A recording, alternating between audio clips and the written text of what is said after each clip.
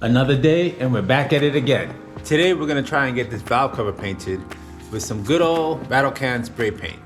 Now this is just some leftover paint that I had in my garage. It's a paint primer, really. It's not actual paint, and it's black. Obviously this is not gonna be a professional job, so it's not gonna look the greatest, but we're still gonna do a little bit of prep work. I already cleaned off the valve cover. I'm gonna clean it some more with some alcohol, and then we're gonna get the paint process started. Now I just have some basic cheap stuff here. It's only 70%, but the higher the percentage, the better the cleaning. But you know, we use what we have, right?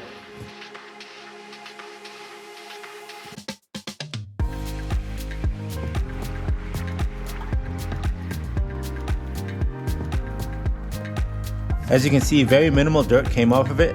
That means the spray down with my pressure washer did a really good job of cleaning it up. And yeah, I think it's just about ready to paint. Here's my setup, nothing crazy, just a cardboard box and then a cloth underneath it to protect from overspray. We're just gonna shake this can up for about a minute and then we'll get started.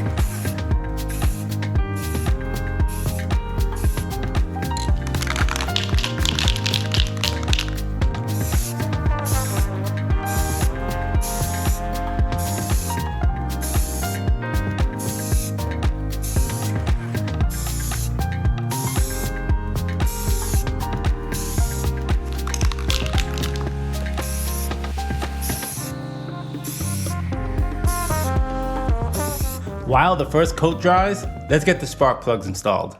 Wouldn't be a true Honda build if we didn't have NGK V-Power plugs.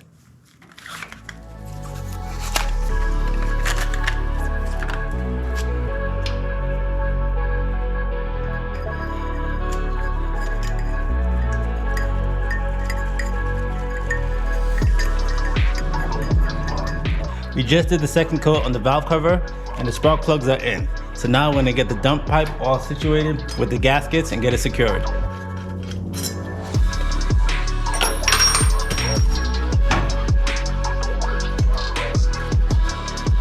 Also, I ended up finding 5 bolts for the down pipe that were exactly half the length of the bolts that came with it. So I'm gonna try these on and see how they work.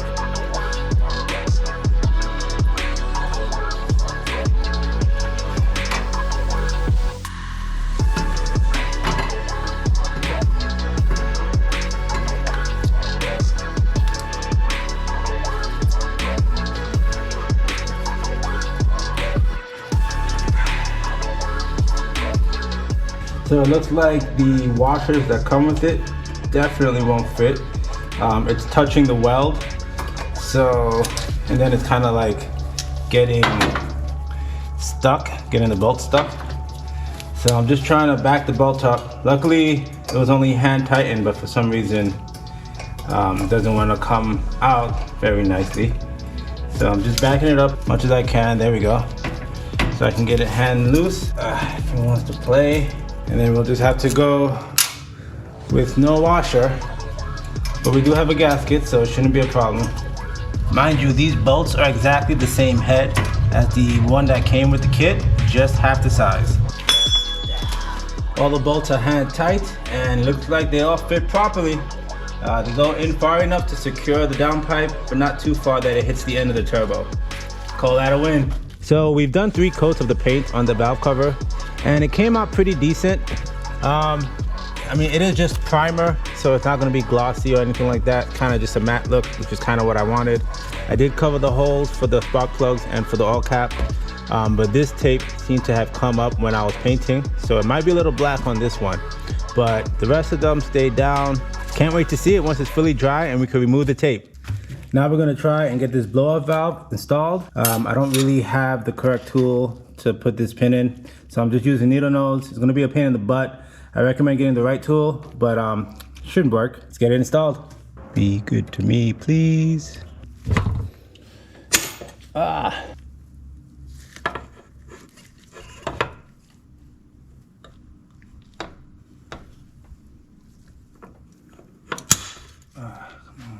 I think this is showcasing having the right tools for the job. Cause man, this is a pain in the butt. I'm definitely gonna need the right tool to install this blow-up valve because my needle nose just isn't working and I don't wanna scratch it up too much. So we're gonna run to the store and get that while the valve cover dries. Scratch that. I actually ordered a set from Amazon. It's gonna be here later today and it was way better price than going to AutoZone. But the valve cover is done. And here we have it. Nice and clean. I mean, it's not the best paint job because it's a rattle can, but it looks way better than what it used to. I'm gonna peel the tape off and see how, all right. Nice and silver inside, that's what I wanted to see. This is the one where the tape came off, so we'll see. Oh, it's actually not even that bad. Yeah, not bad at all. Just a little overspray from the tape coming off, but yeah, I'd say it's pretty good. And then we'll peel this section off. Yeah, I couldn't cut it perfectly around the edge, so it's a little jagged. Let's give you guys a close up. So it's not perfect, but I mean, it wasn't really meant to be perfect. I'm not gonna peel off the Honda sign. I mean, that's gonna be a lot of work. And really, I just wanted to make it look decent. It looks decent. The next person, if they want, they could use a Dremel, one of those, I think it's a Dremel, and just take the paint off the raised lettering and make it look silver again. It'll look pretty nice. But let's get it back on the car.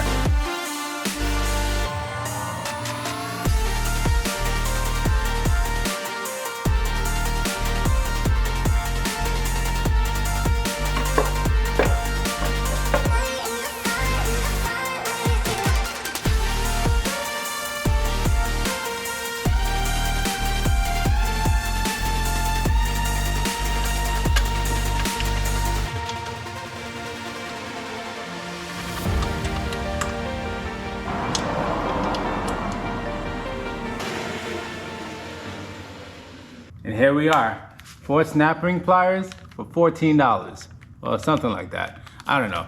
All I know is Amazon is a great place to buy tools. I also threw in a rubber mallet because so many times I've been saying I needed a rubber mallet during this job, and it was pretty cheap. Plus, to get free shipping, I needed to spend like an extra 11 bucks. So now let's get that blow-up valve installed. Don't forget the gasket. I just put it on without the gasket and it was loose as hell. So we're gonna remove this since we no longer need to use this. I'm gonna use this port for the oil separator, and I'm just gonna run this hose into the bottom there where this originally connects to add this. And it's gonna get rid of all this. Perfect. Now we're gonna torque the valve cover. I'm setting it to 7.5 foot-pounds.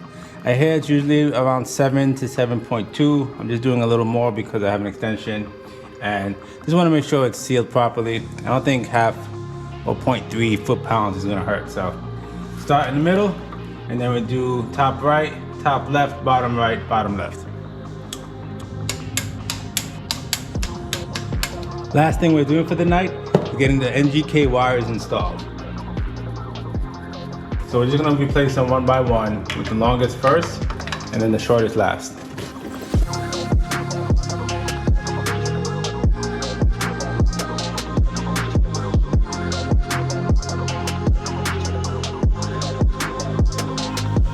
As you can see, this third one, the second longest one is blocked by this intake piping.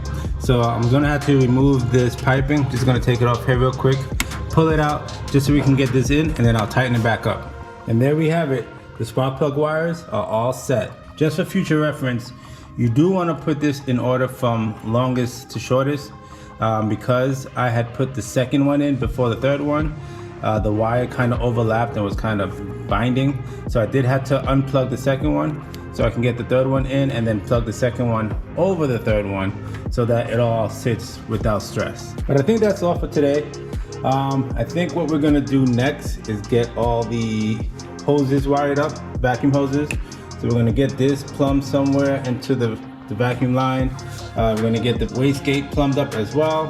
We're gonna finish connecting these vacuum lines, and we're also gonna get the throttle body back installed and kind of just tidy things up, see if we can finally get everything suited up. Then we're gonna also get the oil feed line set up. I do have a nice part I purchased for that. I'll show you guys in the next episode. And yeah, I think it's finally starting to come together. We're getting pretty close. I still have a couple of things to look for. Like I'm sure there's a sensor or two down there that I'm missing that I gotta plug in. But we'll get to all that, and I'll worry about that when we come to it. But I think we're gonna start focusing on cleaning the engine bay up, getting a lot of this miscellaneous junk out of the way, cleaning my garage up because it is filthy. Thanks for tuning in, guys. If you guys are enjoying the build, make sure to like and subscribe. Don't forget to check out the website, ratedgtr.store, where you can sign up for the giveaway and pick up some cool merch. Thanks for watching, and I'll see you guys next time.